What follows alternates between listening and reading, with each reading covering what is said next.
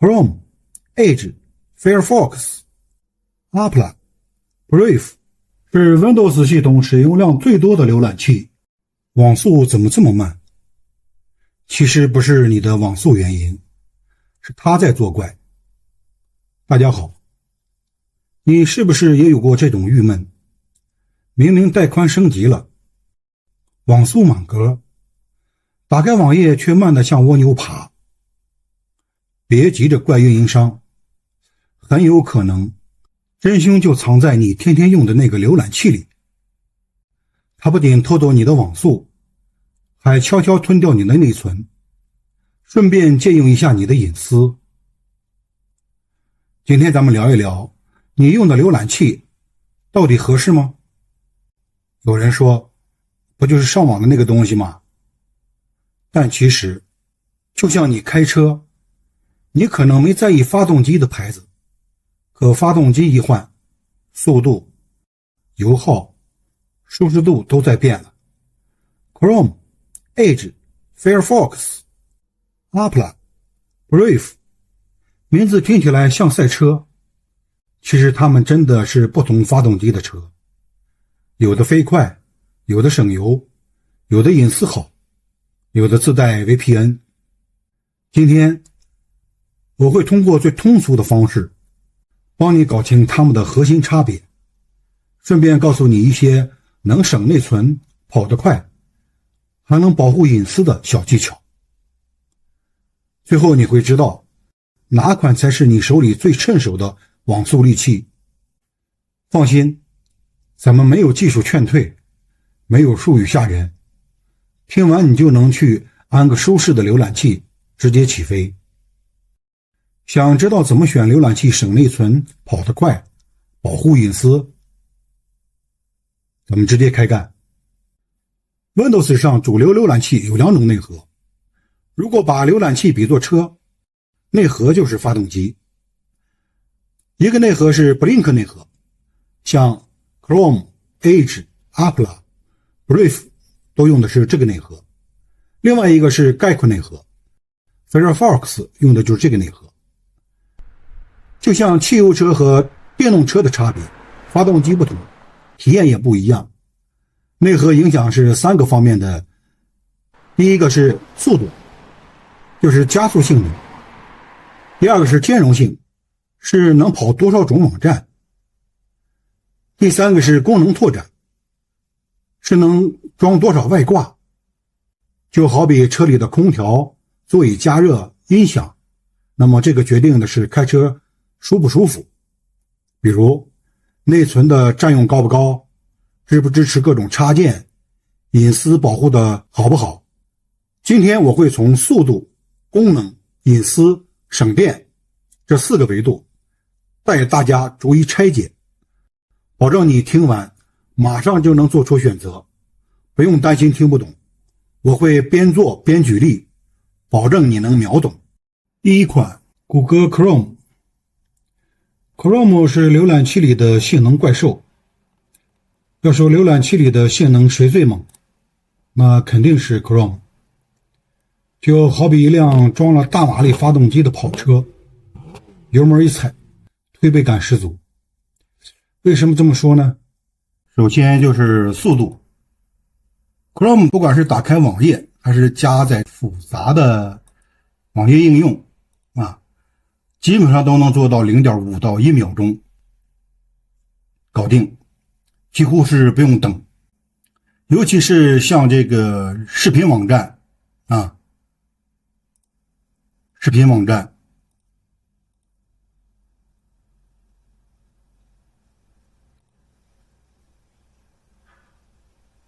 网页游戏这种对性能要求较高的场景，那么 Chrome 呢都能跑得又快又稳。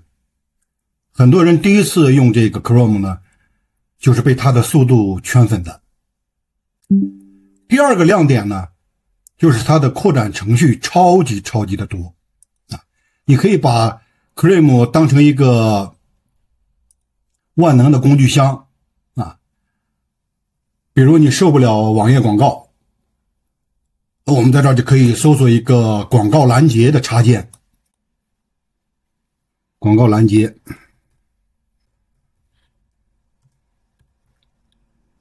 这里面就有很多你可以选择。那么如果是我们是浏览这个外文网页需要自动翻译的时候呢，那在这里我们可以搜索关于翻译的插件，有非常的多。你看这是谷歌的翻译腾讯的翻译，画词翻译等等，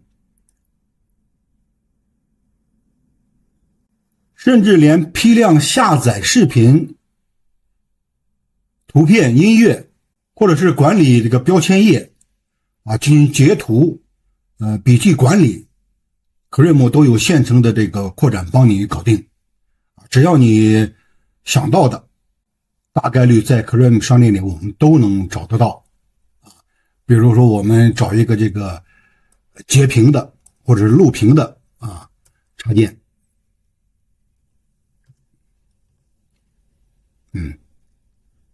录屏的有很多第三点就是它的这个同步体验特别丝滑。只要你是有一个这个谷歌账号，那么在电脑上我们登录了这个 Chrome 以后呢，把书签呀、密码呀、浏览记录呀、标签页都保存好，下一秒我们在手机上打开 Chrome， 同步的数据就立刻出现在手机上换句话说，不管你是在电脑上查到了一半的内容，还是在手机保存的网页，那么 Chrome 都能帮你打通像是一个无缝链接的这个云端管家。还有一点不得不提的是， Chrome 是开发者的最爱，那么很多做网页开发的或者是程序调制的人几乎是人手一个 Chrome。 那么它内置的这个开发工具可以一键查看网页的这个结构样式，还能调制代码，甚至分析网页的性能瓶颈。不过呢 Chrome 也不是完美的，它有几个短板大家要做到这个心里有数。第一个问题就是吃内存那么我们现在打开10个网页的话，大概就要吃掉2个 G 的内存。如果你的内存比较小，那么 Chrome 开久了就容易卡。第二个问题呢是它有点爱偷听。默认情况下 Chrome 会收集一些用户数据用于改进服务，如果你比较注重隐私，那么就需要手动去设置关掉这些功能第三个问题呢就是 Chrome 是比较耗电的，尤其是笔记本用户呢，使用它的话它会比 Edge 浏览器这个少跑20到30分钟那么这个我们出门在外的话，如果用 Chrome 浏览器浏览的话，可能会有些麻烦。下面我们给大家分享2个使用小技巧。第一个，轻缓存提速。我们在打开浏览器的时候呢，按一下 Ctrl+Shift 加 Delete， 可以清理一下缓存和历史记录。那么这时候呢 Chrome 的响应速度会立马提升一个档次，最多能提速 10%。 第二个是开发者工具里面有一个 Lighthouse， 即便你不是开发者你也可以通过它来查看网页的加载速度，甚至能帮你判断这个网页安全不安全。那最后问题来了， Chrome 适合谁呢？如果你是那种大内存网速快，尤其是这个资深的这个谷歌全家桶的人，那么 Chrome 对你来说简直就是完美的拍档。当然如果你的电脑配置一般，内存小，又不想折腾隐私设置，那可能 Edge 和 Firefox 甚至一些其他的国产浏览器呢会更省心一些一句话， Chrome 就像一辆跑车，动力强劲，功能齐全，用起来爽快。只是跑车总是油耗高保养贵，适合喜欢性能喜欢折腾的人。如果你是这种人，那 Chrome 是绝对不会让你失望的。第二款 Edge 浏览器，它是微软亲手给 Windows 打造的原厂车。那么浏览器如果是我们比作车的话，它跑得稳不稳，耗不耗油、功能多不多，都直接影响我们的这个上网体验。而 Edge 浏览器呢，就像是微软特地给 Windows 配的一个原厂轿车啊，它的悬挂呀、发动机都调试过啊，开起来是格外的顺啊。我们先说说它的优点。第一个，启动快啊，我们刚刚看到了，双击响应速度是非常的快的啊。那么 Chrome 的速度虽然快呢，但是 Edge 在启动速度上要更胜一筹。点开图标基本是 0.2 秒就能打开，比这个 Chrome 呢还是快了半拍。别看这小半拍呢，天天使用浏览器的人都知道，这种小细节会积累成爽快感。第二个就是省内存，很多人嫌弃 Chrome 吃内存，开10个网页就能占几个 G， 而 Edge 在这方面呢更轻量一点。同样开10个网页，它大概能比 Chrome 少占用 20% 的内存。对那些内存只有 8G 或者16G 的电脑来说呢，这点优化就是救命稻草。第三个优点呢，独家功能贴心。那么比如它这个垂直标签页啊，我们再看这儿啊，这标签都放在这里。那么它可以把这个标签呢垂直放在这个窗口的左侧啊，不用的时候隐藏掉啊。这样呢非常适合我们这个经常多开网页的人啊，多开网页的人。再比如它的这个沉浸式阅读模式，那么点一下呢就能把网页里的广告呀这些乱七八糟的东西全部过滤掉，只留下这个正文。那么阅读体验呢我们就可以非常好。那么我们看一下它的这个沉浸式阅读，其他的广告什么都没有了啊，只有正文在这里头啊，供我们阅读啊。那么这样的话，我们的阅读体验是非常好的。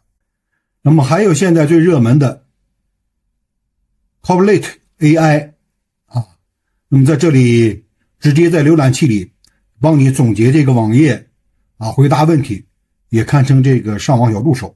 那么它在这儿，在这里单击一下，这个页面打开稍微有些慢。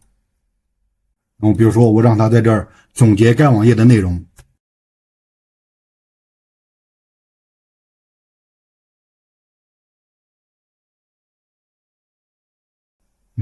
它就把这个网页的所有内容给大家做一个简单的总结。第四是更省电。那么这是笔记本用户的一个福音。根据测试显示呢，用 Edge 浏览器浏览网页，它的续航能力呢能比 Chrome 大概多支撑25分钟。别看这小半小时，在你带着电脑出门没带电源的时候，这点差距就能帮你解决你手头的工作。当然呢，这个 Edge 浏览器呢也不是没有短板的啊。第一个，扩展数量不如 Chrome 多。虽然现在 Edge 呢也能安装 Chrome 商店里的插件，但是它的这个插件呢商店还是比较冷清的啊。它的扩展啊。第二点，它总喜欢推荐并搜索。Edge 内置的搜索默认是并搜索，每次你新装系统打开 Edge 都会被微软的温柔提醒去使用并。但老实说，大多数人还是习惯使用谷歌，所以一般都需要去手动改一下。第三个，兼容性问题。个别比较老的这个网站呢，用 Edge 浏览器打开可能会有些小的 bug。这种情况虽然不多见，但偶尔会让人有点不爽。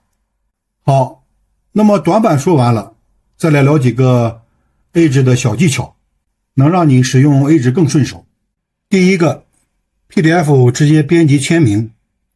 那么以前我们打开 PDF 文件呢，要对 PDF 进行批注、填写签名。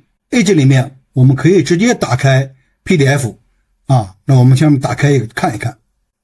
这是一个 PDF， 我们打开它，直接选用这个 Edge 打开就可以了。那我们在这里面呢，可以直接写字、划线、签名啊。那么我们比如说我们做一个标注，选择一个颜色啊，用这个标记也可以，或者在这里面添加签名啊，颜色、大小 OK。 它不用我们再安装 Adobe Acrobat， 那么完全不需要额外的软件，省心又省事儿。第二个，收藏夹一键同步。那么如果是我们登录了微软的一个账号，那么我们的 PC 端的 Edge 和手机端的 Edge 会自动同步收藏夹、历史记录、密码等。你在电脑上看到一半的文章，掏出手机继续看，完全是无缝衔接，对经常切换设备的人来说是非常方便的。那么 Edge 浏览器适合谁呢？对于使用 Windows 的用户，经常要使用 Office 办公的人，那 Edge 浏览器基本就是为你量身定做的。它能和 Windows、Office、OneDrive 等微软服务打通，比其他浏览器更顺滑。如果你用的是笔记本，而且特别在意续航，那 Edge 的省电优势也能帮你多撑一会儿。当然，如果你是那种非常依赖 Chrome 生态的人呢，或者根本离不开谷歌的各种服务，那 Edge 可能会让你感觉有点别扭。但对于大多数普通用户来讲， Edge 已经完全够用，甚至在很多方面比 Chrome 更贴心。其实 Edge 就像是微软送给 Windows 用户的一辆原厂车，开起来顺手，耗油省，功能贴心，跟系统配合的是天衣无缝。如果你还在犹豫，不妨试试把 Edge 当成你的主浏览器，你可能会发现它比你想象中的更好用。第三款 Firefox。 说到浏览器的隐私卫士，非 Firefox 莫属。那么打个比方， Chrome 是跑车， Edge 是原厂车，那 Firefox 就是一辆给你加装了防弹玻璃的车，主打一个安全放心。它最大的卖点就是把隐私保护放在第一位。第一个优点，隐私第一。很多浏览器在后台都会悄悄地收集数据，用来推送广告、优化服务。而 Firefox 呢的态度是非常明确的，隐私优先，它默认就会屏蔽大多数的跟踪器，还会对 cookies 做隔离处理。那么也就是换句话说，你在 A 网站逛了某个商品， Firefox 不会让广告商把这个信息同步到 B 网站去。那么这对那些不想被精准推送的追着跑的用户来说，简直就是一把安全伞。第二，高度可定制。 Firefox 的自由度特别高，那么工具栏、主题、按钮你都可以自己改。比如有人喜欢把工具栏放在上面，有人喜欢把它放在下面，那么 Firefox 都能满足我们。加上社区提供的大量的主题和扩展，你几乎可以把 Firefox 打造成完全属于自己的专属浏览器。相比之下， Chrome 和 Edge 虽然扩展多，但个性化的自由度还是比不上 Firefox 的。第三，内存占用低。很多人诟病 Chrome 吃内存，开10几个标签页就要炸，而 Firefox 在这方面要轻量很多。那么对于笔记本或者是老电脑的用户来说呢，这个优势相当明显。当然 Firefox 也不是十全十美的，在网页加载速度上它通常比 Chrome 稍慢。第二，兼容性不足，部分新技术网站尤其是 Web3 相关的，有时候对 Firefox 的支持不如 Chrome 到位。第三，设置选项太多， Firefox 的自定义选项确实非常丰富，但也容易让新手一开始摸不着头脑。你想调个东西，点开设置菜单，满眼都是选项，那么可能会有些懵逼。说完短板，再来聊几个实用小技巧。第一个，阅读模式去广告。那么只要你按一下 F9 就可以进入 Firefox 的阅读模式，那么这时候整个网页就会变得非常的干净，广告、侧边栏、花里胡哨的弹窗全部都消失，只剩下这个正文和图片。那么这个体验就像看电子书一样，特别适合我们长时间阅读，或者点击这个按钮也是一样的操作。第二个，右键翻译。虽然 Firefox 没有自带的翻译功能，但是装上 To Google Translate 这个插件以后，就这个插件，我们只要选中一段外文，右键一下就能立刻翻译，不用再开新的标签，直接在当前的页面解决问题。就是这个谷歌快译啊，我已经安装过了。那么如果是你没有安装过，这就是一个安装。那我们打开一个英文网页啊，那么比如说这段文字我看不懂，我要把这段文字选中，单击翻译，它会形成一个对照翻译的结果啊。那如果你觉得这个还比较麻烦的话，我们直接翻译就可以，单击右键翻译此页，稍等一下，已经全部翻译成中文。那么这个功能呢，对于经常浏览外文网页的人来说，这个功能是非常实用的。那么 Firefox 适合谁呢？答案其实很清晰。如果你是那种非常重视隐私，不想被广告追踪的人，如果你喜欢折腾，想要一个完全能够按照自己习惯定制浏览器的，如果你支持开源，想用一个由非营利组织维护的产品，那 Firefox 就是为你准备的。它可能不是最快的，也不是扩展最多的，但它绝对是一个有个性的、最尊重用户隐私的。Firefox 就像一辆加了防弹玻璃的车，可能没有跑车那么快，没有原厂车那么省心，但它给了你足够的安全感和自由度。对于那些追求掌握感和隐私保护的人来说， Firefox 永远是一个值得信赖的选择。最后咱们介绍一下 Opera 和 Brave。 那么在主流的 Chrome、Edge、Firefox 之外，其实还有两款小众但很有特色的浏览器 Opera 和 Brave。 虽然用户量没那么大，但功能却很另类，特别适合一些有特殊需求的人。Opera 最大的亮点就是它自带的 VPN 功能。虽然它的这个速度一般，可能看高清视频有点吃力，但在应急的时候，比如你出差需要访问某些受限网站的时候，那么它这个内置的这个 VPN 就非常实用。相比其他浏览器要单独安装插件，甚至需要付费的话，那么 Opera 算是直接给你标配了。第二个优势是它的内置广告拦截，很多人用浏览器的第一件事就是装广告拦截插件，而 Opera 直接就自带了，是开箱即用，省心省事。